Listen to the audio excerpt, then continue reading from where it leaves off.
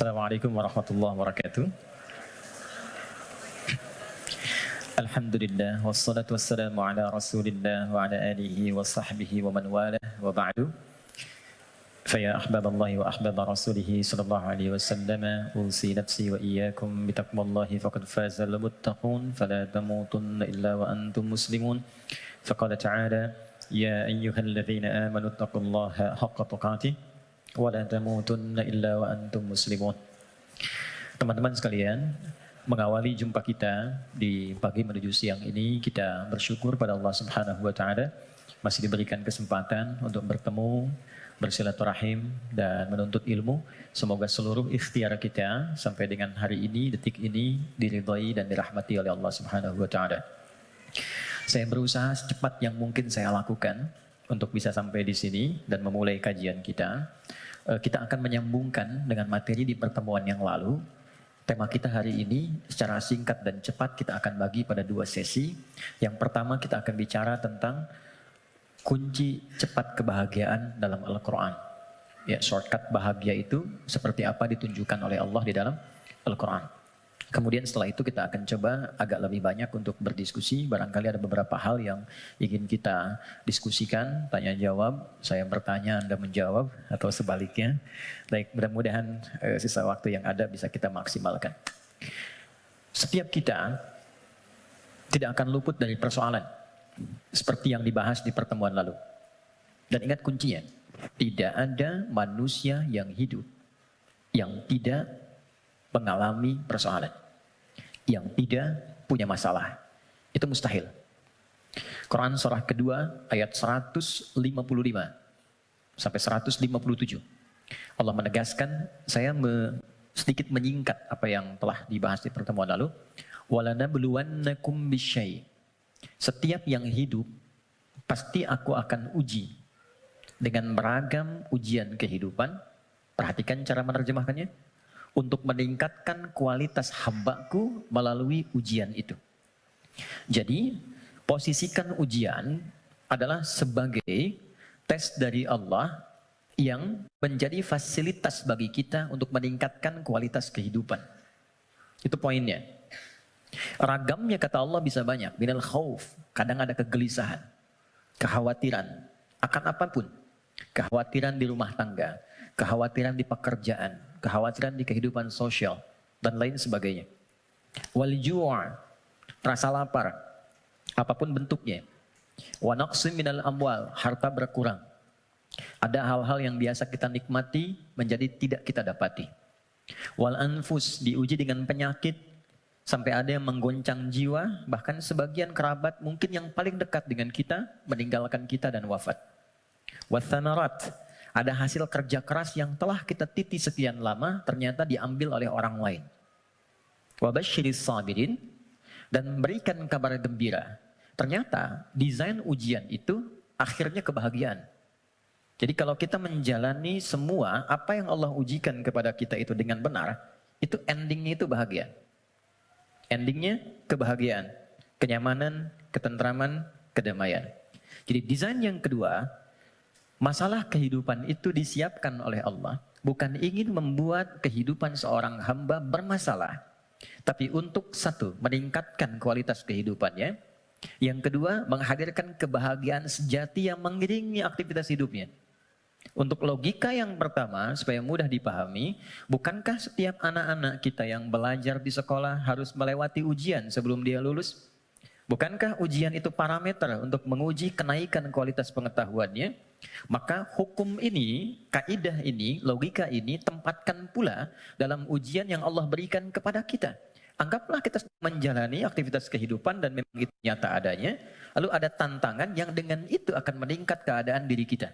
Bertambah kesabaran, bertambah mentalitas. Semakin keluar air mata, semakin siap kita menghadapi tantangan berikutnya. Dan sudah tidak ada air mata lagi yang dikeluarkan, karena sudah melewati batasnya. Kemudian akhirnya kebahagiaan. Nah, kita baru bicara tentang awal dan tengahnya di pertemuan lalu. Gimana menuju akhir dengan bahagia itu? Memanage satu persoalan yang orang lihat dengan masalah, kita melihatnya sebagai jalan menuju kebahagiaan. Oke, itu Cara pertama untuk kita menyikapi terlebih dahulu, jadi memosisikan persoalan kehidupan apapun bentuknya. Ya. Kadang selalu disebutnya dengan masalah gitu kan. Padahal Allah menyebutnya dengan tes, ujian.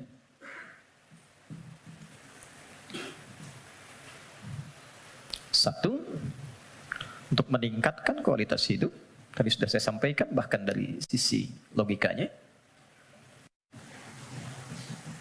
Ya, ini macam-macam. Ada yang kaitan dengan intelektual, wujudnya kreativitas. Ibu, teman-teman yang akhwat senang mana? Anak diam atau anak aktif? Aktif. Kalau diam kan gak enak ya. Ade, sini, gak ada aktivitas. Tapi kalau dia jalan sana sini, lompat, lari, gak diminta lari dia lari, diminta jalan dia lompat gitu kan? Hah? Aktivitas itu bukankah menstimulus orang tuanya untuk banyak melahirkan kreativitas? Akhirnya tahu, bisa mengendalikan emosinya, bisa menata, bisa mengiringi aktivitas. Sehingga mengatur orang yang sudah bisa mengendalikan anak lebih mudah nanti mengendalikan orang tua yang kekanak-kanakan. Jelas ya? Itu contohnya. Ada yang terkait emosional. Ada yang terkait dengan spiritual. Bukankah kalau ada ujian lewat anak, ayah ibunya yang rajin sholat, berdoa, bahkan puasa, dan sebagainya. Bukankah kalau anaknya sering bertanya tentang persoalan, sering mengeluhkan di sekolah, ibunya yang mulai curhat, bapaknya yang mencari solusi, ini meningkat ini semua. Kalau Allah nggak titipkan lewat itu semua, nggak akan mungkin muncul pengalaman-pengalaman yang kadang melahirkan nostalgia di kemudian hari. Ya, ini poinnya. Dua, dan ini pasti sifatnya, apalagi di rumah tangga. Saya tanya sebentar, siapa yang ingin rumah tangganya sakinah? Semuanya ya. Dan sakinah itu babnya adalah masalah. Karena sakinah itu ketenangan yang lahir setelah tuntas persoalan itu diselesaikan. Oke. Dua, tidak mungkin Allah titipkan ujian berupa aneka persoalan kehidupan kecuali menjadikan ini sebagai jembatan yang mengantarkan pada kebahagiaan. Ini poinnya. Secara teoritis psikologis kita sudah belajar di pertemuan lalu bagaimana menyikapi masalah supaya jadi ujian yang menyenangkan. Itu dulu. Kemarin setelah kita belajar, yakinkan pada diri kita nggak mungkin diuji kalau nggak sanggup, kan?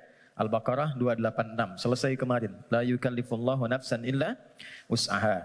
Jadi kalau ada yang diuji dengan persoalan apapun, katakan pada diri kita, aku yang dipilih, insya Allah sanggup, insya Allah mampu. Itu dulu. Nanti secara psikologis akan ada kekuatan yang tak kita sadari membuat kita lebih siap menghadapi itu. Itu kaidah Quran. Kedua, inna ma'al usri yusra. Sudah kita bahas ini.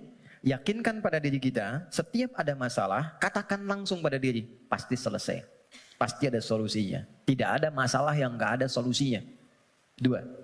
Kalau ini sudah menyemai dalam jiwa kita masing-masing, jadi sebesar apapun masalah, itu pasti akan jatuhnya ringan. Apalagi kalau dijatuhkan betulan di atas bentangan sajadah. Kan?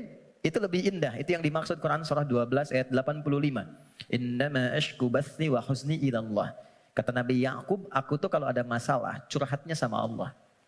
Bukan di media sosial. Dan tidak menyelesaikan persoalan. Anda bikin status, aku nggak menduga ternyata dia begitu. Ya? Tapi nggak ada solusinya gitu. Ya, nggak ada solusinya. Nah sekarang, apa yang tadi kita uraikan telah tuntas kita bahas di pertemuan lalu. Silahkan dilihat kembali di review videonya. Sekarang kita akan masuk ke sini. Bagaimana memanage persoalan menuju jalan menuju kebahagiaan. Teman-teman, setiap orang yang diuji ada masalah pasti butuh solusi. Dalam bahasa Al-Quran, solusi itu dikenal dengan makhraj namanya. Apa namanya? Makhraj. Pernah dengar makharijul huruf? Oke, makharij itu jamak dari kata makhraj. Makhraj. Makhraj itu jalan keluar. Jadi kalau teman-teman misalnya umrah atau haji, ada lewat jalan di atasnya tulisannya makhraj, jalan keluar. Exit, kan?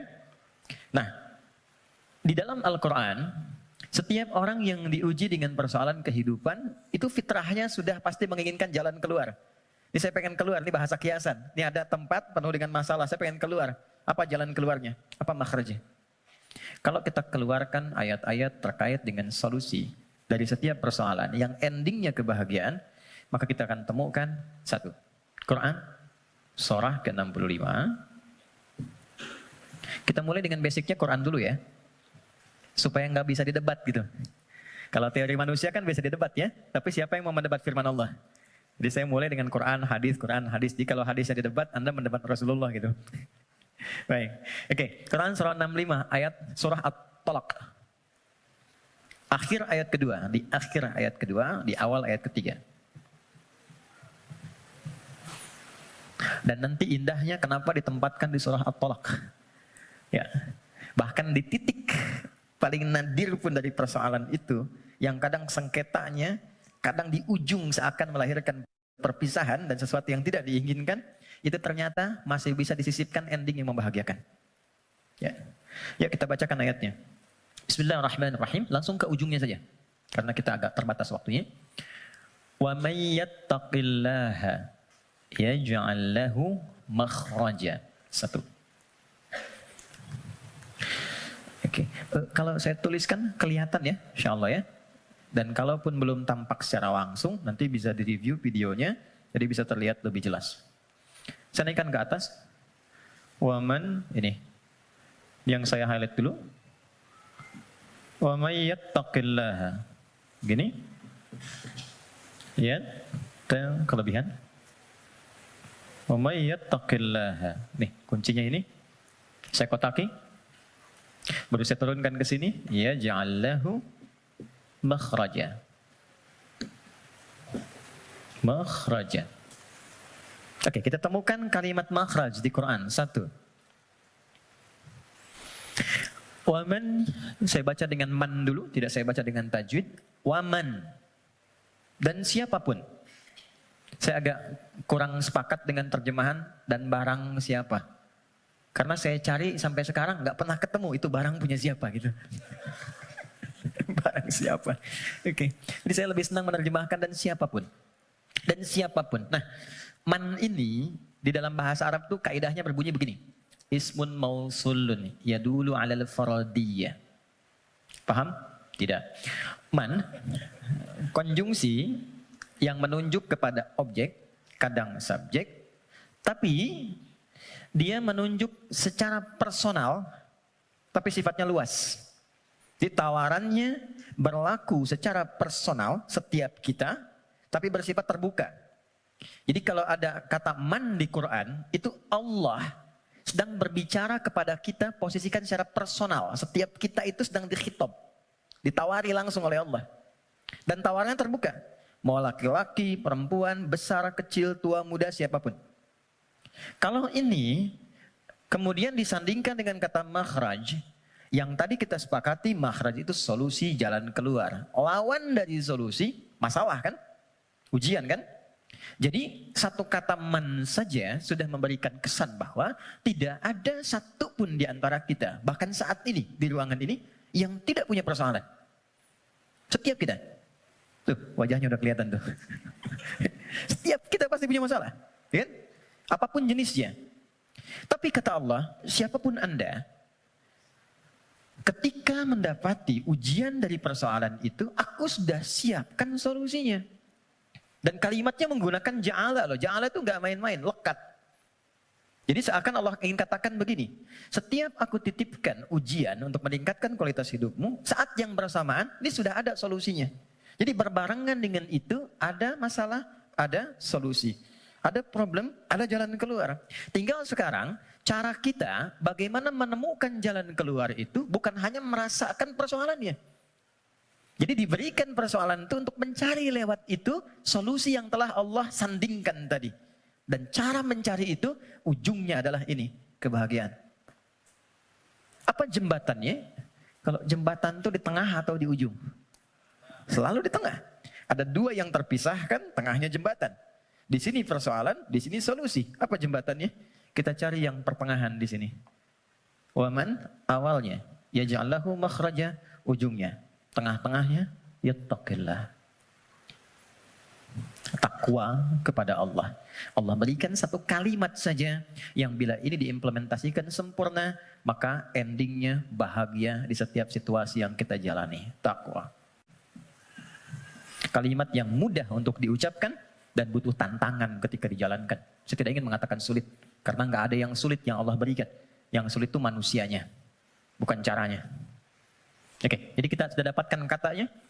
Kalau ada persoalan, ujian apapun dalam kehidupan, maka kalau ini ingin cepat dituntaskan oleh Allah dan endingnya bahagia, maka solusi pertamanya apa? Takwa. Oke, satu dulu. Dua, apa itu takwa? Karena di sini kita punya dua pembahasan. Topik pertamanya tentang definisi yang jelas apa itu takwa. Yang keduanya kenapa pakai ya di sini. Nanti ini yang di akhir kita akan tutup sebelum kita diskusi. Teman-teman, takwa itu singkatnya, definisi yang paling singkat dan mencakup adalah membangun hubungan baik dengan Allah. Itu cara cepatnya. Wa may yattaqillaha, siapa yang mampu mendekati Allah dengan baik. Oke, sekarang kita terapkan logikanya. Kalau kita punya persoalan, bukankah kita akan berkonsultasi kepada orang yang kita duga mampu menyelesaikan masalah kita? Ya kan? Bukankah kalau Anda punya masalah di handphone, Anda akan datang ke counter handphone? Bukankah kalau ada orang punya masalah di kendaraannya, dia akan datang ke bengkel yang sesuai dengan kendaraannya? Oke, artinya kita akan merujuk kepada objek itu ketika dipandang dia mampu menyelesaikan masalah yang kita hadirkan. Sekarang, pertanyaannya, siapa yang mampu menuntaskan dan maha memiliki solusi dari semua masalah yang ada di muka bumi? Bukankah Allah? Bukankah yang punya solusi Allah? Yang punya harta Allah? Yang punya ilmu Allah? Karena itulah kita sering minta kan? Ya Allah, ya Allah, ya Allah. Pertanyaannya, apakah setiap yang meminta itu punya hubungan baik dengan Allah? Anda punya masalah. Lalu Anda ingin kontak teman, minta bantuan. Tapi hubungan Anda nggak baik, dikontak nggak temannya? Tapi yang paling aneh masih dikontak kan, ya kan? Dan nggak berharap apa-apa gitu. Dan biasanya orang yang tak punya hubungan baik, walaupun dia mengontak, biasanya harapannya kosong. Mau dibantu nggak apa-apa, mau nggak dibantu nambah kesel. Kan nggak punya hubungan baik gitu kan? Oke, nah sekarang problemnya, apakah setiap orang yang minta kepada Allah itu, maaf, punya hubungan baik gak dengan Allah? Karena sifat Allah itu nggak mungkin diminta kecuali diberi. Nggak mungkin dimohon kecuali dikabul. Itu ada di Quran surah kedua ayat 186. Paling kiri sebelah bawah di mushaf standar. Wa idza sa'alaka 'ibadi 'anni fa inni qarib ujibu da'watad da'i idza da'an. Itu kalimatnya. Jika ada hambaku Muhammad SAW bertanya kepadamu, berkonsultasi untuk mendekat kepadaku, ingin datang kepada Allah. Biasanya kalau motif hamba datang kepada Allah itu biasanya dua. Satu pengen minta sesuatu, yang kedua mau bertobat. Umumnya begitu. Umumnya. Nah, sebelum datang Allah sudah memahami karena Maha tahu sifatnya. Maka Allah jawab, ujibu da'watad da'i idza da'a. Katakan padanya, nggak usah lelah, aku sudah memahami sebelum dia datang. Wah, itu secara psikologis hebat sekali. Kalau Anda bertanya, Mas Dimas, mana ustadznya? Kok jam 10 belum datang? Iya nih, kayaknya nggak jelas ustadznya datang apa enggak. Dengan jawaban kedua, ustadz sudah dekat, sebentar lagi tiba. Mana yang menenangkan, jawaban pertama atau kedua? Kedua, maka Allah mengatakan sebelum engkau tanya, katakan Muhammad pada mereka SAW, aku dekat. Setelah itu apa? Aku akan kabulkan apapun yang hambaku minta, sepanjang itu maslahat untuknya. Jadi setiap permohonan itu dikabul dan jawabannya menggunakan ya, lalu kembali kepada saya jadi ujibu, aku akan jawab kapanpun itu yang sesuai dengan kebutuhan dia. Ya, karena sifat doa itu gini, sifat doa itu mengabulkan apa yang dibutuhkan, bukan memberikan apa yang dimintakan. Karena Allah itu Maha Pengasih, nggak mungkin Allah ngasih kepada sesuatu yang membahayakan. Ya, kadang kalau memang betul itu maslahat buat Anda, minta, Anda butuh diberi seketika. Tapi kalau sekarang Anda belum siap, mungkin diberikannya 2 tahun, 3 tahun, 4 tahun. Nabi itu minta kiblatnya pindah dari Masjidil Aqsa ke Ka'bah. Kapan dikabulkannya? Setahun 8 bulan. Bayangkan seorang nabi, rasul, manusia terbaik, minta sama Allah, nggak langsung dikabul. Setahun 8 bulan baru dikabulkan. Kenapa? Bukan nabinya, umatnya belum siap. Ya, begitu pindah, dapat komen dari kalangan Yahudi yang ada pada saat itu di Madinah, langsung dislike, share, viral. Nggak ada yang subscribe satupun. Ya, yang ada nanti malah konflik. Jadi begitu sudah siap, sudah paham dengan esensi sholat, sudah mengenal Allah lebih dekat, baru dikabulkan. Kadang-kadang, maaf ya teman-teman, apa yang sekarang kita dapatkan, boleh jadi itu doa sekian bulan, atau bahkan tahun yang pernah dimohonkan dulu. Cuman kadang-kadang, sebagian hamba tidak menyadari itu, karena itu syukurnya telat. Gitu. Ada yang ketiga, ini yang lebih dahsyat. Allah mengganti apa yang diinginkan dengan apa yang dibutuhkan. Seperti pernah saya sampaikan, Anda punya anak, anaknya sakit, konsultasi ke dokter, ini yang terbaik untuknya jeruk. Pulang dari rumah sakit, dia merengek minta apel. Mama, apel, apel, apel. Ini nak, jeruk. Nggak mau apel. Ini jeruk rasa apel. Itu yang terbaik, gitu kan? Oke, kadang-kadang Anda minta motor, dikasihnya mungkin sepeda. Kadang Anda minta mobil A, dikasihnya mobil B. Kadang Anda mengajukan proyek A, dikasihnya proyek B. Yang ini nggak masuk, yang ini dapat. Jadi sifat doa, itu kalau dimohonkan, diberikan. Kalau nggak cocok di dunia, diberikan di akhirat. Itu sudah janji. Karena itu kita masih ada iman akhirat, jadi masih punya harapan. Yang bahaya itu kalau nggak punya keyakinan tentang akhirat, dia nggak punya harapan. Jadi meninggal aja. Kalau kita masih punya harapan, makanya kita belajar ilmu tentang alam kubur, ilmu tentang akhirat, pengetahuan tentang surga neraka. Kenapa? Supaya memunculkan harapan. Ya, sebab kalau ditanya nanti, kalau meninggal kemana, punya jawaban. Kalau orang yang nggak tahu itu ditanya kemana, meninggal ya meninggal aja. Kalau meninggalnya kan sama-sama meninggal. Halo? Ya, baik. Nah sekarang problemnya adalah bisa ada orang minta tapi nggak terkabul gitu, nggak dapat. Apa problemnya? Maka saya kisahkan hadis Nabi, teman-teman.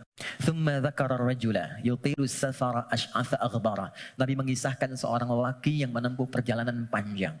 Safar.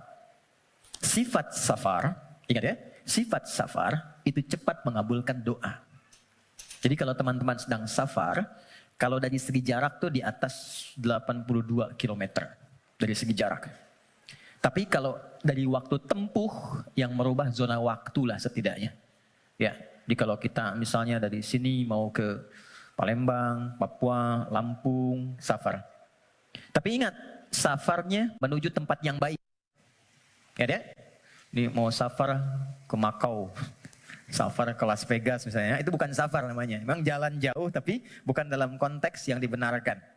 Nah, orang yang menempuh perjalanan jauh dalam rangka kebaikan, apalagi diniatkan ibadah, maka berpotensi mengabulkan doa di setiap titian perjalanannya. Maka alih-alih banyak foto dan bikin status, saran saya, isi dulu dengan doa. Isi dulu dengan doa. Dua, yamuddu yadaihi ilas sama, dia mengangkat tangannya ke langit. Gini. Saya tidak bermaksud mengajarkan, hanya secara saja. Biasanya begini yang mudah untuk dilakukan. Kalau Anda angkat telapak begini. Ada garis kan ya? Ada garis ya? Nah, yang paling mudah itu begini, satukan garisnya. Ini. Lalu di sini letakkannya. Nanti ada babnya, semakin tinggi dan luas permohonan, biasanya semakin diangkat, semakin terbuka. Seperti doa istisqa, minta hujan. Doa istisqa itu begini. Nanti ada di khutbah Jumat, misalnya khatib begini. Ya, sebetulnya tidak diatur secara spesifik, yang penting ngangkat. Tapi umumnya riwayat mengatakan ngangkat dekat ke dada. Saya yang praktekkan begini. Nah, singkatnya, hadis sahih mengatakan orang yang mengangkat tangan dengan berdoa itu lebih cepat intinya dikabulkan dibandingkan dengan yang diam. Innallaha hayyun karimun. Allah itu maha mulia dan sangat merasa malu kalau seorang hamba mengangkat tangannya tidak dikabulkan doanya. Itu jawaban dari Nabi kepada seorang sahabat yang bertanya, ya Rasulullah, kalau ada seorang hamba mengangkat tangan dan memohon kepada Allah, apakah dikabulkan?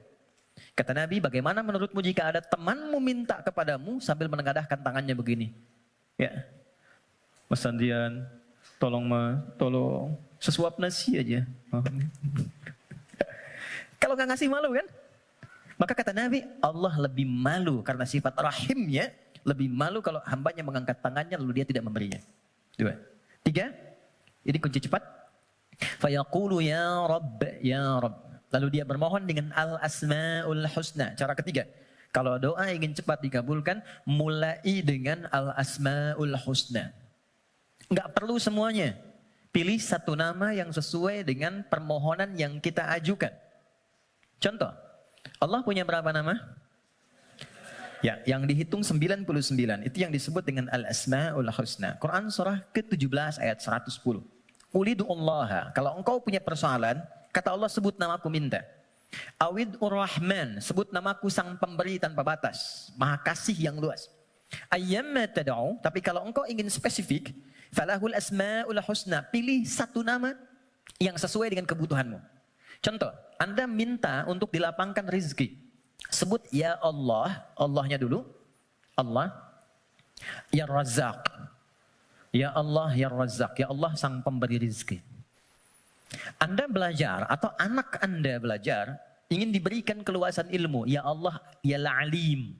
Pilih salah satu. Nabi Zakaria ketika bermohon kepada Allah, manusia itu berkata, kamu punya keterbatasan, gak mungkin punya keturunan. Maka beliau menyebut nama Allah sang pemberi tanpa batas. Namanya ya Wahhab. Disingkat dengan Hab. Ya, Wahhab. Banyak persoalan ingin dikuatkan kesabaran. Ya Sabar. Ya, jadi kalau Anda mau minta, gak harus semua disebut. Nanti yang gak ada, jadi ada. Ya Allah, ya Razak, ya Alim, ya Sabar. Tadinya gak punya masalah, Anda malah punya masalah gitu kan. Oke. Dia menyebut ketiganya. Jadi dia mengatakan ya Rabb, nama puncak untuk pemberian dengan sifat rububiyah. Dia Safar dan orang ini mengangkat tangan. Apa kata Nabi? Anna yustajabu lidzalik. Ini susah doanya dijawab. Gimana bisa terjawab? Ternyata dia dalam keadaan sedang punya hubungan yang tidak baik dengan Allah. Kata Nabi, mat'amu haramun. Makanan dia sumbernya dari yang haram. Mashrabu haramun, minumnya yang haram. Malbasu haramun, pakaiannya dari yang haram. Wa ghudhiya bi haramin, dan perangkat hidupnya haram. Saya pegang gelas dari tadi, saya ingin tunjukkan begini. Ini gelas masih terbuka. Gini. Man. Saya bisa masukkan apapun. Spidol, pena, even itu air, dan yang lainnya. Tapi kalau mulai itu tersekat begini, apa yang bisa dimasukkan? Kalau sekatnya masih tipis, mungkin masih bisa ditembus. Sepanjang tajam permohonan, air mata keluar, bermohon dengan lembut dan lirih, masih bisa tembus. Tapi kalau yang menutupnya semakin tebal dan kuat, bagaimana bisa tembus? Maksiat yang membuat kita terhubung, buruk, jelek sinyalnya, koneksinya bahkan terputus dengan Allah, itu yang menjadikan sekat-sekat yang menghambat cawan hati kita untuk menerima pengabulan doa dari Allah Subhanahu wa taala. Maka tadi saya katakan di awal, bagaimana ada orang punya hubungan yang kurang baik dengan Allah, saat yang bersamaan dia berani meminta. Bersyukurnya Allah punya sifat Rahman dan Rahim yang masih menampung permintaannya dan mengabulkan. Cuman hamba itu yang harus membuka sekatnya dulu supaya pengabulan itu bisa masuk ke dalam dirinya. Jadi sifat Rahman Allah menjadikan doanya tetap dikabul. Cuman mental. Itu maksudnya. Ya Allah Maha Adil, tetap memenuhi janji. Diminta diberikan, cuman terpental. Karena apa? Sekatnya belum dibuka. Nah, untuk membuka sekat itu dan dibangun kembali hubungan baik, itu yang disebut dengan takwa namanya. Ya. Bagaimana Anda bisa meminta khusyuk berdoa? Saya kadang-kadang suka mau senyum sendiri. Ada orang berdoa, tapi gerah juga. Minta khusyuk, tapi dia membawa perangkat haram dalam dirinya. Gambar-gambar yang tak pantas, video-video koleksi yang buruk masuk di handphonenya. Kok bisa masuk sakunya saat yang bersamaan dia sholat? Kok bisa? Nggak malu sama Allah. Kan kita mengetahui Allah maha mendalami segala hal. Allah maha mengawasi. Lalu ada orang mengumpulkan hal yang haram, bahkan dalam handphonenya, dia masukkan ke sakunya, dan dia masih senang menunaikan sholat. Dan merasa nyaman dengan itu. Apalagi dengan keadaan sadar, dia hasilkan perangkat dirinya, pakaian dari cara yang tidak benar, kemudian juga perangkat dari cara yang tidak benar, kemudian dia diuji dengan persoalan yang Allah ingin bimbing dia untuk mendapatkan jalan keluar yang baik, tapi dia menggunakan itu dan dengan perasaan bangga dia bermohon kepada Allah. Tapi sekali lagi, karena Allah itu Rahman, sayang, kasih, maka persoalan sebesar apapun yang dirasakan dan bagaimana bentuknya, demi Allah saya katakan, pada akhirnya itu adalah jalan menuju kebahagiaan. Kalau bukan jalan kita menemukan kembali harapan cerah untuk terhubung dengan Allah yang membuka kebahagiaan sejati berikutnya, atau memang itulah titik pertemuan dari semua keinginan yang akan dikabulkan. Nah sekarang, bagaimana mewujudkan takwa itu?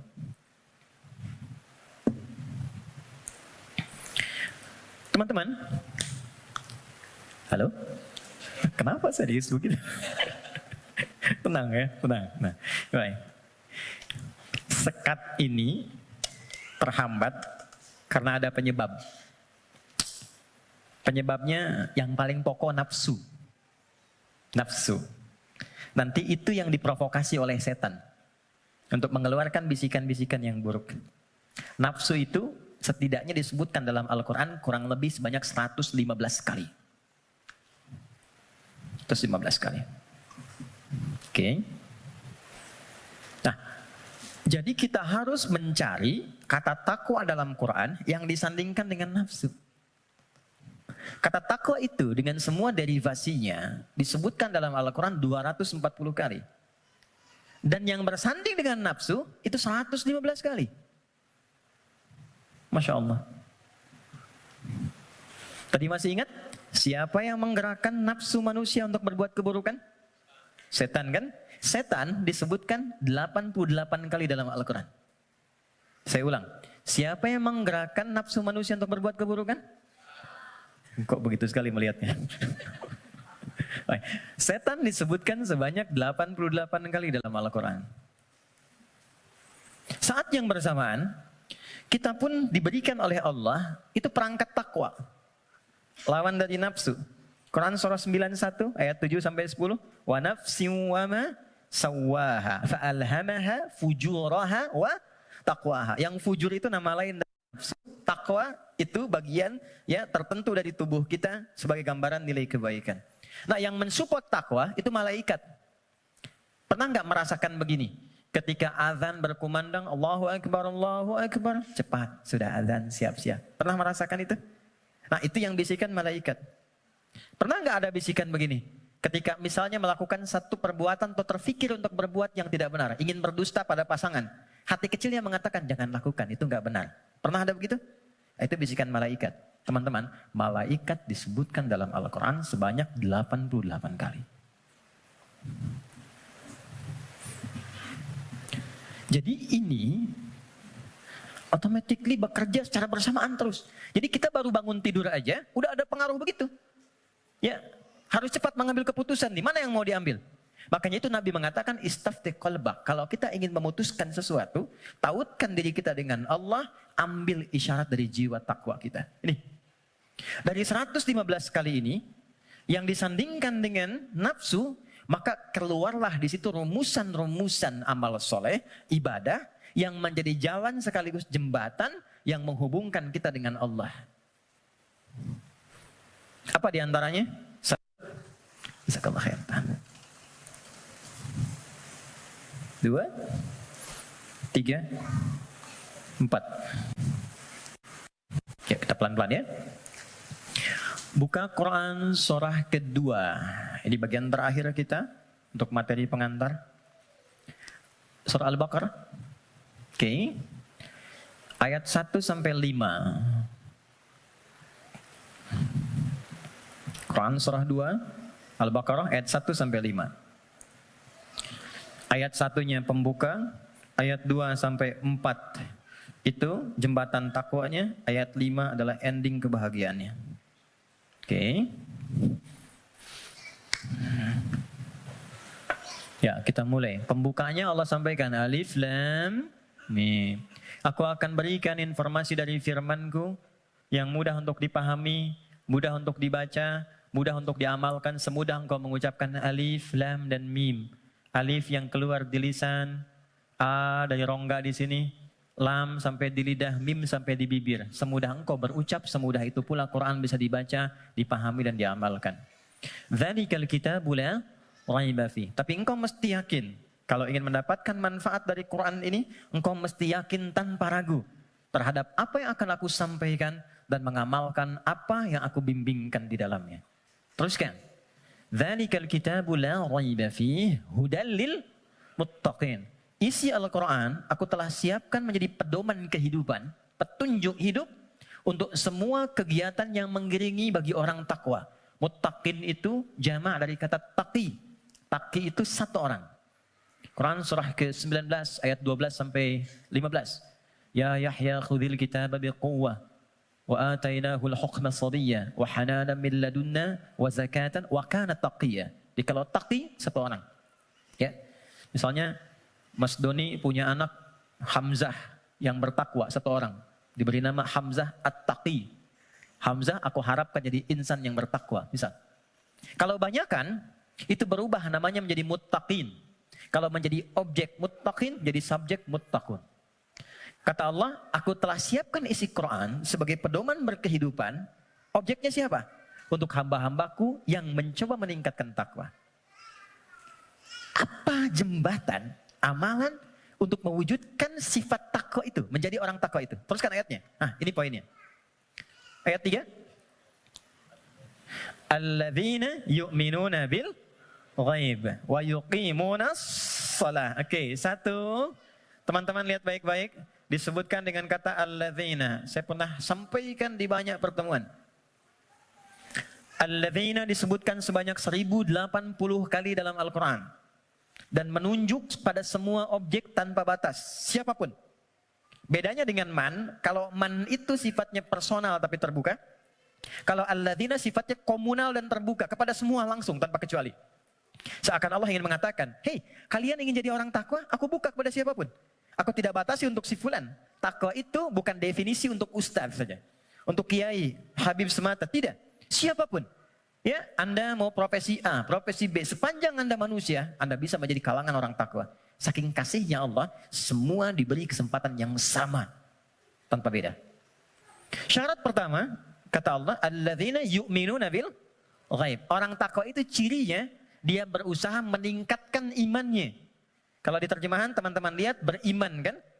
Tapi kalau kita lihat dari karakter gramatikal bahasa Arabnya, pakai ya di situ bentuknya jama'un, yu'minun, ya itu bentuknya kalau kita tarik ke dalam bahasa Inggris misalnya bentuk present, continuous, and future. Ada progresif, kontinuitas. Jadi kalau kita menemukan satu kata ada ya-nya, artinya di situ ada usaha terus meningkatkan sampai kapanpun. Alladzina yu'minuna, orang takwa itu, dia bukan sekedar beriman. Kalau sekedar beriman, baru beriman amanu namanya. Amanu itu baru beriman. Oke? Tapi kalau dia mau menerus meningkatkan imannya supaya lebih kuat, maka berubah katanya dari amanu menjadi yu'minun. Satu, diniatkan untuk meningkatkan iman.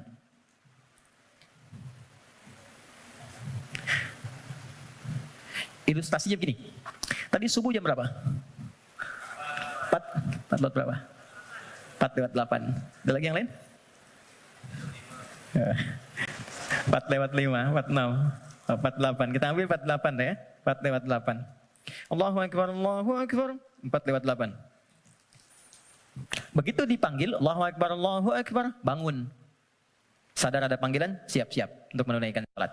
Jam 4 lewat 8 dipanggil, jam 4 lewat 8 bangun. Itu namanya iman standar. Oke. Bukan kuat, iman standar. Oke. Baik, gini.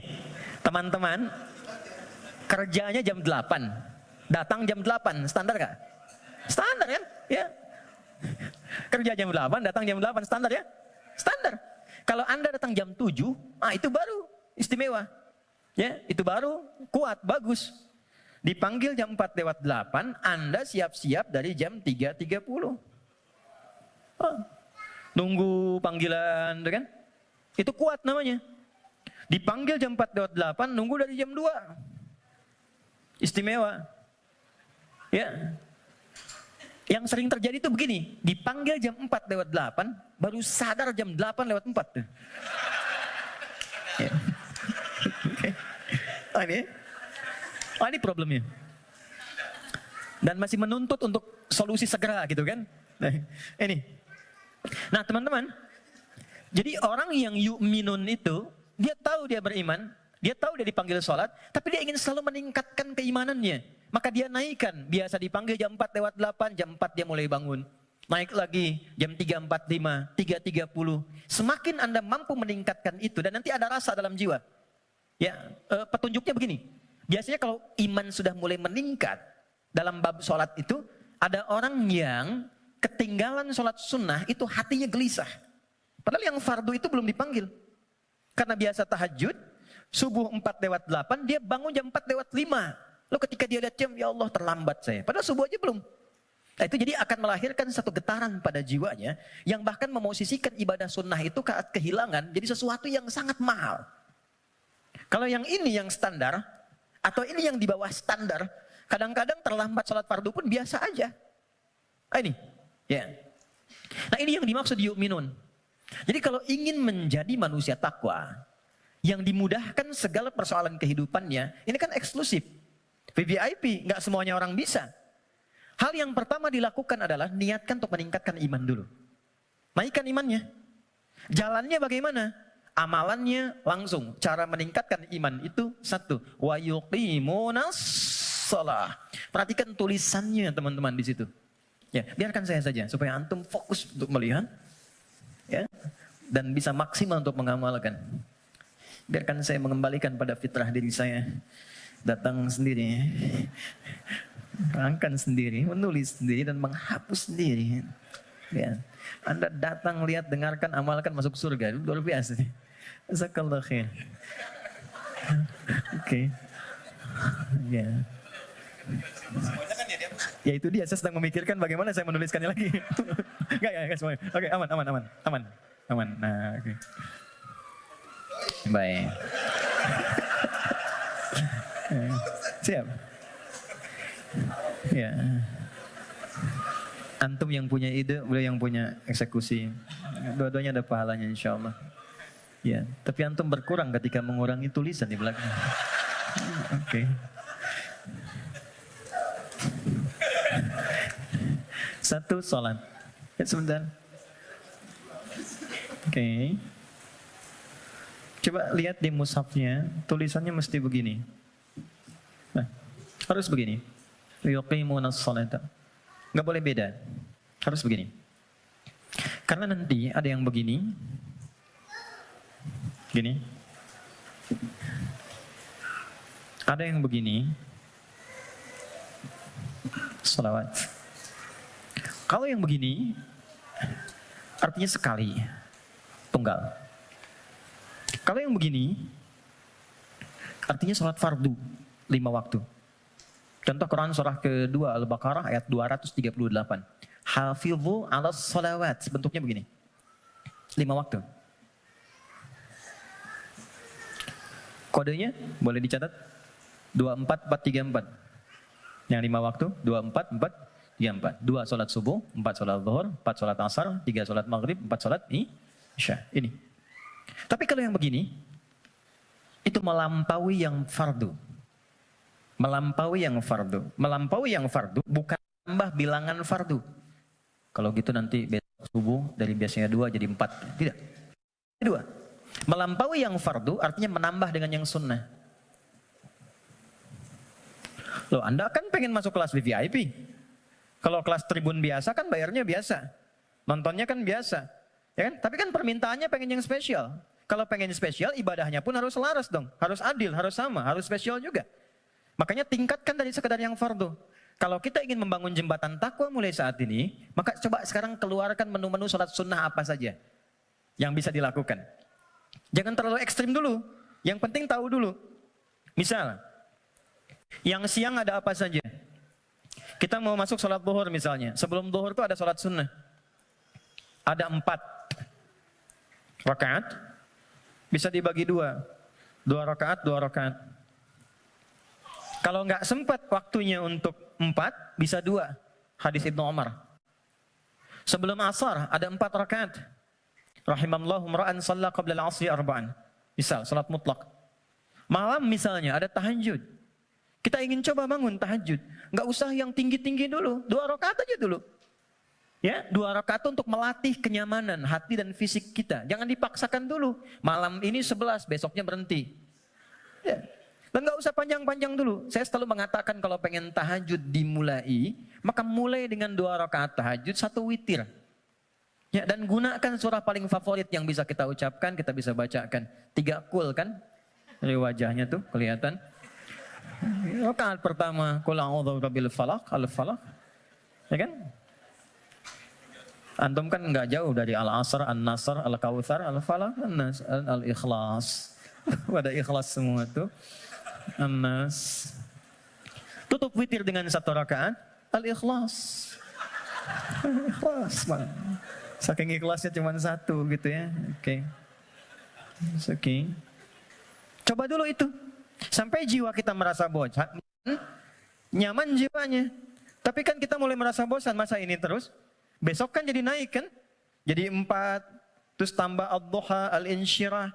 Lama-lama menikmati. Nah ketika menikmati itu yang disebut dengan halawatul iman. Nikmatnya beriman. Sudah pengen pindah surat. Kalau para penghafal Quran tuh adik-adik RKM biasanya murajaah.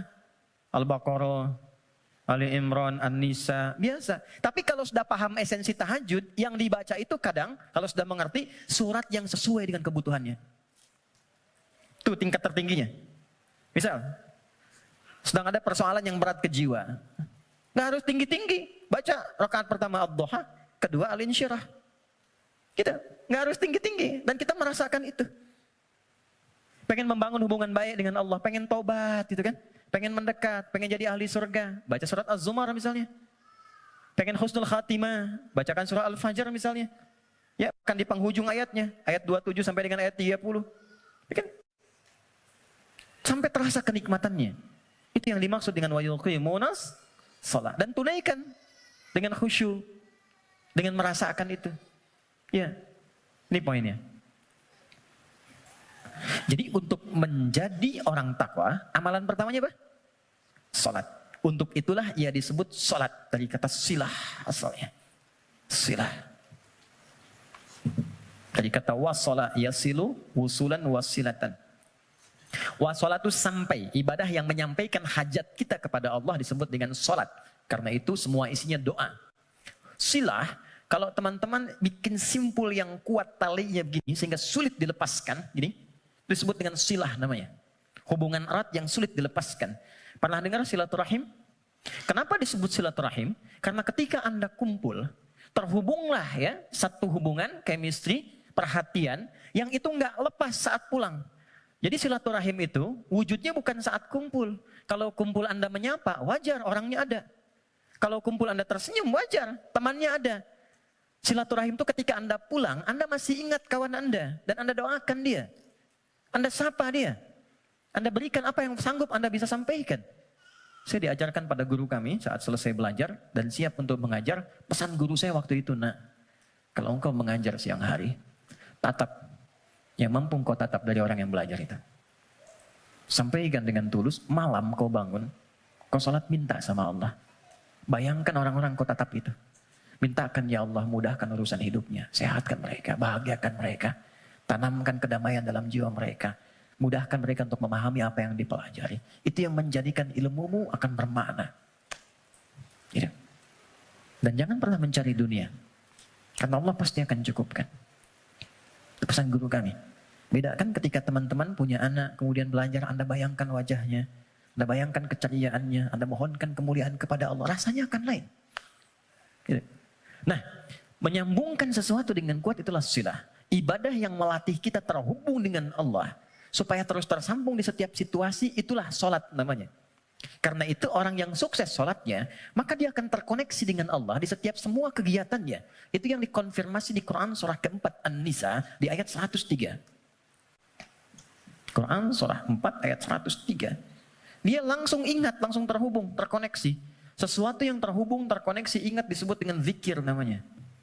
Makanya habis sholat kita zikir kan? Karena boleh jadi saat sholat banyak yang lupa, belum terkoneksi dengan Allah. Ya? Bahkan ada orang yang kata Nabi sendiri mengingatkan, hatta la yash'ural musalli kam raka'atan yusalli. Ada orang yang bahkan gak sadar berapa rakaat sedang menunaikan sholatnya. Waktu subuh tadi berapa rakaat sholat? 2 ya? Ada yang 1 loh. Ada yang 3 loh. Karena tak ingat. Lupa. Kalau lupa kan suka nggak ingat. Kan? Nah, فَإِذَا قَضَيْتُمُ الصَّلَاةَ, kalau Anda telah tuntas mengerjakan sholat, فَاذْكُرُوا, maka sholat yang telah Anda kerjakan itu akan mengoneksikan diri Anda dengan Allah. Qiyaman, dalam aktivitas berdiri. Jadi kalau orang benar sholatnya, dia berdiri itu ingat Allah, jalan aktivitas dalam berdiri. Jalan ingat Allah. Kalau jalan ingat Allah, mau pakai kendaraan, mau jalan kaki, nggak akan sombong. Karena merasa setiap aktivitas berjalannya diawasi oleh Allah. Keluar dari sini, tak akan pernah tertukar alas kaki. Keluar dari masjid, nggak akan ada yang ketukar sendal. Karena ingat Allah. Mustahil orang ingat Allah, lantas dia misalnya menggunakan alas kaki orang lain. Mustahil. Ya Allah, mana? Ya Allah. Oh, ini, astagfirullah, lupa. Pakai aja. Dia pakai yang paling bagus, padahal dia ke masjid nggak pakai sendal. Tuh. Sekarang kreatif, maksiat tuh udah banyak kreatifnya sekarang. Jadi Anda bayangkan, orang berbuat maksiat aja makin kreatif sekarang. Jadi kenapa Anda berbuat baik minim kreativitas? Munculkan. Fadhkurullaha qiyaman wa qu'udan wa 'ala junubikum. Maka duduk pun ingat Allah. Makanya dia bekerja depan komputer, nggak ada yang bisa menambahkan nol, merubah proyek dan sembarangan, tanda tangan di tempat yang tidak jelas. Itulah sholat. Nah, ini yang saya katakan di awal, takwa itu amalannya jembatan yang menghubungkan kita dengan Allah. Tandanya sudah ada ketenangan. Jadi kalau sholatnya sudah enak, akan ada perubahan pada perilaku. Ya, tenang, nyaman, damai. Maaf teman-teman, saya ingin konfirmasi yang tadi saya sampaikan. Yang menjadikan seseorang tergerak berbuat maksiat sehingga mudah diprovokasi setan, itu apanya tadi? Nafsunya kan? Nah, nafsu itu punya dua karakter. Ketika memberikan bisikan keburukan, ammaratum bisu, Quran surah 12 ayat 53. Wa ma ubarri'un nafsi innan nafsa la'ammaratun bisu, bentuknya dua. Satu, bisikan syahwat yang didorong pada perbuatan-perbuatan yang disebut dengan fahsya namanya. Fahsya itu bentuknya penyimpangan syahwat. LGBT, homoseksual, ya, pornografi, porno aksi, kata-kata jorok dan sebagainya, itu fahsya namanya. Nah, semakin bagus salatnya, itu akan terkontrol. Ditutup itu. Jadi merubah perilaku lebih baik. Tekan. Yang kedua, ada keburukan was-was dari nafsu yang dimanfaatkan setan untuk berbuat tindakan-tindakan yang diingkari langsung oleh bagian tubuh kita. Nggak sepakat bagian tubuh kita. Biasanya nafsunya dari perut dan akal. Mencuri, merampok, gibah, bikin hoax, menipu dan sebagainya. Sesuatu yang diingkari secara langsung disebut mungkar namanya. Jadi ada fahsya, ada mungkar. Maka konfirmasi ini ditetapkan oleh Al-Quran di surah ke-29 di ayat ke-45. Quran surah 29 ayat 45. Perhatikan semua simpul hubungannya. Utlu ma uhiya ilaika minal kitab wa aqimis shalah. Innas salata tanha 'anil fahsya wal. Jadi mengerjakan amalan takwa pertama dengan menunaikan sholat itu bisa mencegah nafsu supaya tidak liar. Tidak keluar fahsya, tidak keluar mungkar. Kalau sudah yang buruknya ditekan, maka muncul lawannya yang baik. Nafsu ditekan, takwanya naik. Manusia kan cuma begitu. Ya, yang keluar di lisan itu kan cuma dua. Kalau bukan kata-kata baik, kata-kata buruk kan. Kalau buruknya nggak ada, baiknya keluar. Kalau pulsa kebaikannya banyak, dia yang keluar. Tapi kalau buruknya banyak, baiknya kosong, buruknya naik, baiknya tertekan. Itu aja. Itu yang dimaksud al-imanu yazidu wa yantaqis. Yazidu bitta'ah, yantaqis bil maksiat. Kalau bermaksiat naik buruknya, kalau bertaat naik baiknya. Ini konfirmasi awal. Maka nafsu dengan sholat bisa ditekan, maksiat bisa dihilangkan, sekat bisa dibuka. Dibukalah sekatnya. Ini. Pelan-pelan. Maka demi Allah saya katakan ya, sejahat-jahatnya kejahatan yang pernah diperbuat oleh penjahat. Sejahat-jahatnya kejahatan yang pernah diperbuat oleh penjahat. Itu akan sirna dan tuntas dengan menunaikan sholat yang benar ditunaikan. Karena itu hal pertama yang dilakukan oleh orang-orang yang ingin membuka lembaran hidupnya dan dia bangun hubungan baik. Demi Allah saya katakan, sholat. Larinya ke masjid. Dan lihat apa yang terjadi. Yang pertama Allah berikan bukan dunianya dulu teman-teman. Bukan dunia. Anda punya masalah, terlilit utang piutang dan sebagainya. Bukan dilunasi utangnya dulu, tapi ditenangkan dulu hatinya. Nanti dari situ bisa membaca esensi kehidupan. Kemana sebetulnya hidup saya ini? Diajari nanti oleh Allah. Pola hidupmu salah selama ini. Makanya terjebak begini. Apa belum tiba waktunya kau menjadi orang yang baik?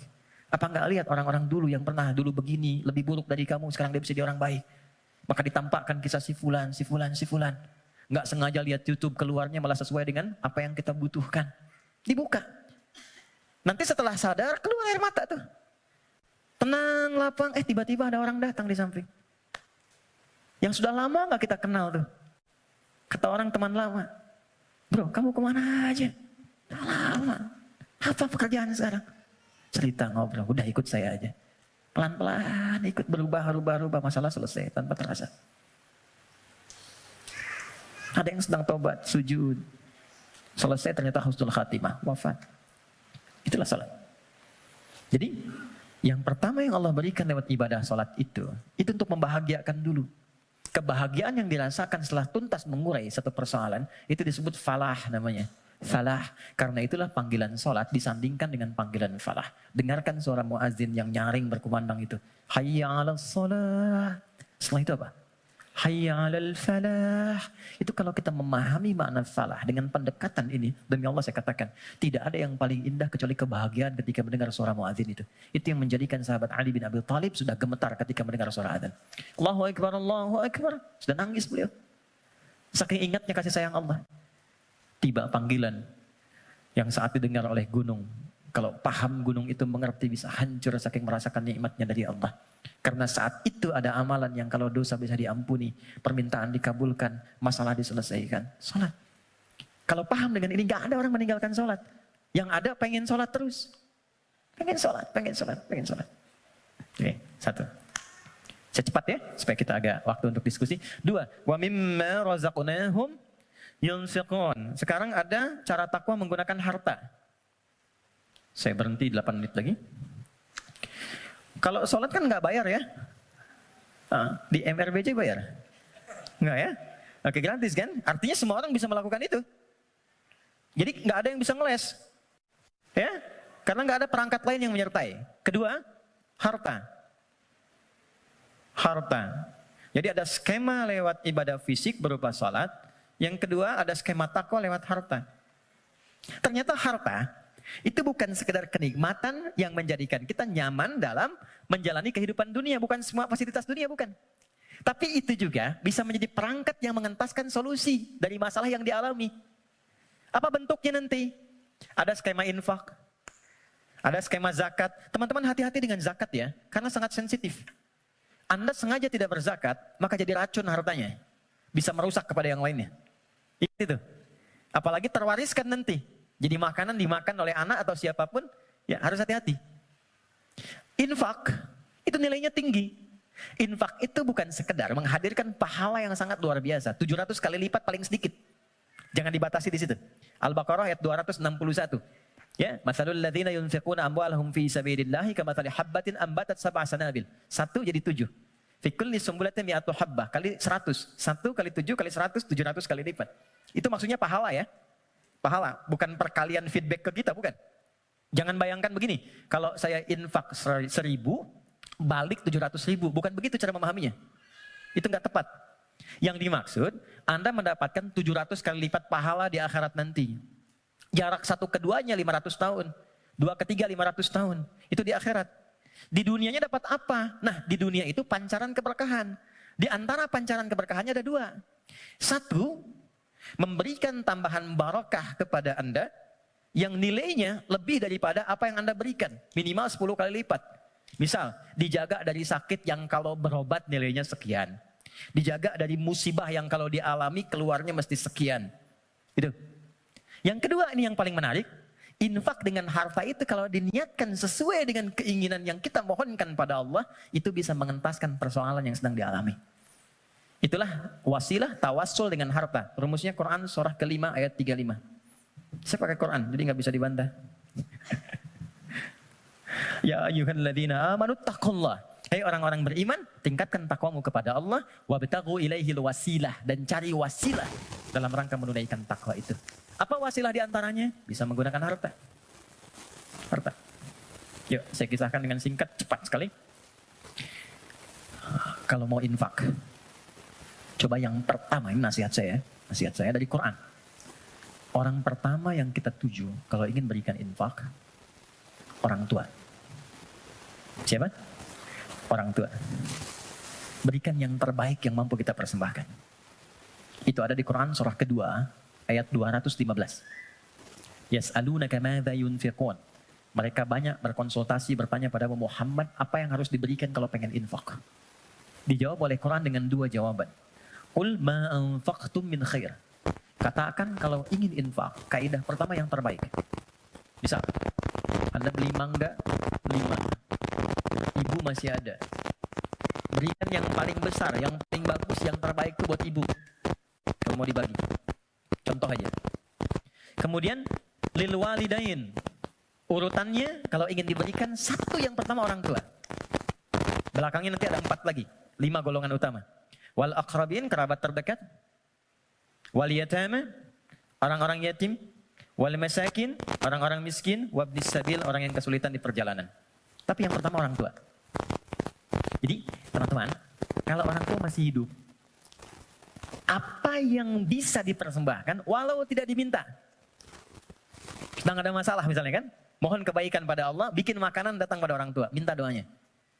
Ini sederhana tapi dalam, minta doanya.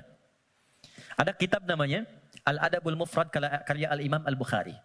Dikisahkan seorang berkonsultasi pada Ibnu Abbas radhiyallahu taala anhuma, pengen taubat, dosanya banyak. Apa jawab Ibnu Abbas? Ibu masih ada nggak? Ada katanya. Udah, pulang aja, berbakti pada ibumu. Sayangi ibumu, buat beliau merasa senang terus. Nanya lagi orang ini, kenapa mesti ibu?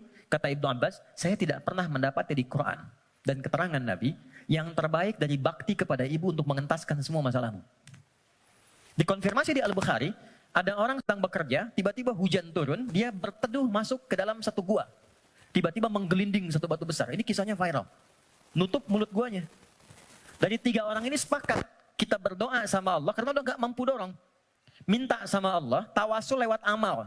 Dengan amal itu kita mohon supaya dibebaskan dari sini. Amalnya yang dimintakan. Maka sepakat ketiganya memohon. Di antara ketiganya itu, ada orang yang bercurhat demikian, ya Allah, Engkau maha tahu sebelum aku sampaikan. Aku punya ibu ya Allah. Yang Engkau maha mengetahui ya. Dan aku bekerja. Tidak pernah aku pulang ke rumah. Sebelum aku berikan dan aku siapkan susu untuk menu malam ibuku. Dan tidak pernah aku tidur sebelum aku minumkan sendiri susu itu di mulut ibuku. Satu kali, begitu beliau pulang, ibunya sudah tertidur. Maka, beliau tetap membuat susu, dipegang itu susunya sampai ibunya bangun.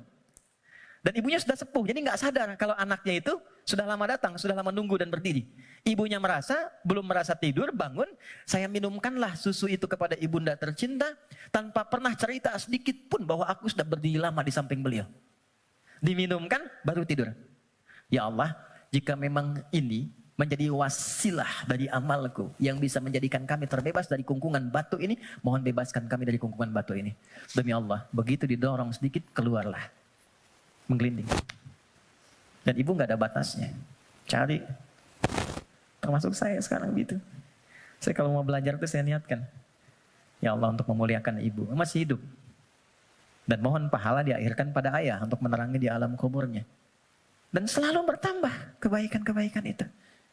Tambah. Satu. Jadi infak. Ya. Coba usahakan ya. Dan gak usah terlalu pengen dilihat dunia. Keluar jam 3, setengah 4. Lihat yang nyapu. Yang lagi dorong makanan tuh. Yang dari semalaman bekerja. Pernah gak teman-teman kalau keluar gitu? Kadang-kadang ada yang dorong sampingnya masih murojaah. Ada yang masih sholat. Saya sering nangis tuh lihat, ya Allah. Ini orang udah banyak praktek, kita banyak ceramah. Ya, aku datang. Kita cuma sampaikan nitip ya. Itu baru lihat aja sudah nangis. Ya Allah, terima kasih Pak. Ya Allah, mudah-mudahan Bapak rezekinya lancar ya Pak. Sehat ya Pak. Mudah-mudahan semua keluarganya baik-baik ya Pak. Itu ya Allah. Memberi sedikit tapi dapatnya banyak gitu. Itu berharga banget. Yang terakhir Quran. Walladzina yu'minuna bima unzila ilaika wa ma unzila min qablik. Nah, dekati dengan Quran. Ya, saya lihat banyak anak-anak tuh ya, dekatkan dengan Quran. Walaupun anak-anak yang belajar Qurannya, antum akan dapat berkahnya. Akan dapat kenyamanannya, ketenangannya. Coba tuh, yang di RKM tuh, ya, yang meluangkan waktu dan sebagainya. Memang awalnya lelah, capek, tapi ketika nggak ada libur, ada yang hilang tuh. Nanti ada kenyamanan, ketenangan, kebahagiaan, apalagi pas wisuda dan sebagainya. Tapi yang paling ingin saya sampaikan, ini sudah nyata. Kalau Quran sudah ada di lingkungan kehidupan, maka rumahnya jadi cahaya, ketenangan akan datang. Saya pernah diminta kedutaan Saudi 2018 untuk menjadi Amirul Hajj. Berangkat, mimpin rombongan. Saya kira siapa hampir 500 orang. 2/3-nya anak-anak kecil penghafal Quran. Ternyata yang digendong bapaknya, ibunya, temannya, gurunya. Yang hafal Quran anaknya, bapak ibu yang nabung bertahun-tahun, puluhan tahun, nggak keluar itu dan kuota nggak dapat, itu berkahnya lewat anaknya. Ada di Jakarta itu di Kemang, disebut nama lah. Ada Fitra namanya. Orang mengatakan terbatas. Bicara lambat, pergerakan, nggak bisa jalan, ya normal begitu. Tapi dia menghafal Quran. Setoran. An-Naba berapa ayat? Yang paling menarik, Allah titipkan. Dapat hadiah umrah. Berangkat dengan ibunya. Ibu udah nabung, udah segala rupa. Gak punya biaya. Demi Allah, sampai di Madinah. Sampai di Mekah. Dari sejak Madinah sampai tawaf di Ka'bah itu, di Mekah. Ibunya gendong anaknya. Padahal sudah kami kirimkan santri dan juga mutawif untuk gendong itu. Ibunya nolak, enggak. Bu, ibu kan yang mengandungnya, udah bawa dia. Kenapa sekarang masih digendong juga? Justru saya bersyukur kepada Allah dengan adanya fitrah ini. Dialah yang telah membawa saya ke sini. Maka biarkan saya menggendongnya sebagai syukur saya kepada Allah. Tidak. Jadi jangan melihat anak Anda punya kekurangan. Gak ada, anak itu semua istimewa. Jangan lihat fisiknya. Jangan lihat perilakunya. Ada keistimewaan yang Allah titipkan di dalamnya. Boleh jadi keberkahan itu di anak Anda. Solusi itu di anak Anda. Bukankah Anda kadang punya masalah lihat anak jadi tenang lagi? Pulang dari kantor lihat anak merajaah, anak menunggu, anak memanggil, Anda ceria lagi? Dekatkan mereka dengan Quran. Gak ada yang paling indah kecuali Anda pulang dari pekerjaan. Dibuka, anak Anda yang 4-5 tahun tiba-tiba mengatakan, amma yatasa'adun anin naba'il azim. Anda lihat dari belakang. Demi Allah, kecuali Anda mengajarnya, nunggu di belakang. Anda peluk dia, dan keluar air mata itu. Gak ada yang paling indah. Dan itu mahal. Apalagi ketika anak Anda telepon, Papa. Dia gak bisa berkata-kata, kenapa nak? Aku telah selesai hafalan 30 juz. Udah, kontrak sebesar apapun gak akan bisa membeli itu. Jatuh Anda, sujud, kharru sujada, sujud. Takwa itu simpel. Takwa itu sederhana. Terakhir, saya tutup. Wabil akhirati hum yuqinun. Jangan larut dengan masalah dunia, ya, sehingga menjadikan Anda meratap dan Anda tidak move on dengan kehidupan berikutnya. Ini sebentar, bukan cuma Anda yang punya masalah, orang lain punya masalah juga. Apakah kebahagiaan yang banyak di masa lalu menjadikan Anda lupa dan habis dengan kesulitan yang hanya sekejap di masa kini? Ada masalah baru 5 menit, Anda hidup udah 50 tahun. Anda lupa dengan kebahagiaan 50 tahun sehingga habis dengan masalah yang 5 menit. Ingat, kita akan pulang. Kata Allah, bil akhirati hum yuqinun. Ya. Yakin dengan akhirat, kalau nggak dapat di sini, di akhirat pasti diberikan. Maka ayat kelimanya, orang yang mampu menerjemahkan takwa dengan kiat-kiat tadi, ulaika ala hudam mir rabbihim wa ulaika humul muflihun. Maka ia akan selalu lekat dengan petunjuk dan lindungan Allah dan kebahagiaan melekat dalam titian kehidupannya. Maka kita teruskan kembalikan dan kita akhiri dengan Quran surah ke-65 di akhir ayat kedua, di awal ayat ketiga yang sudah dibalik tadi di belakang. Yang kita katakan, wa may yattaqillaha yaj'al lahu makhraja. Semakin takwa ditingkatkan, salat naik, infak bertambah, kepada orang tua baik, Quran ditambah, sehari 1 ayat jadi 10 ayat, 1 halaman, 1 juz. Yakin dengan akhirat, yaj'al lahu makhraja. Terakhir, wa yarzuqhu min haitsu la yahtasib. Bahkan nanti pada titik tertinggi, rezeki pun Allah antarkan tanpa sulit dia mencarinya. Sekejap datang. Saya tutup, wa may yattaqillaha yaj'al lahu min amrihi yusra. Kalau sudah semakin tinggi takwanya, maka diringankan semua ujian hidupnya. Bukan gak punya masalah. Ingat, bukan gak punya masalah. Tapi setiap akan dialami, diringankan dulu sehingga dia merasa seakan tak ada masalah. Padahal dia menghadapi hal yang sama. Ada 2 orang berhadapan dengan persoalan yang sama. Yang satu nggak ada masalah, yang satu merasa sulit. Kenapa? Karena yang satu sudah mendapatkan keringanan dari Allah Subhanahu wa taala. Oke, saya kira itu yang bisa diuraikan di kesempatan ini.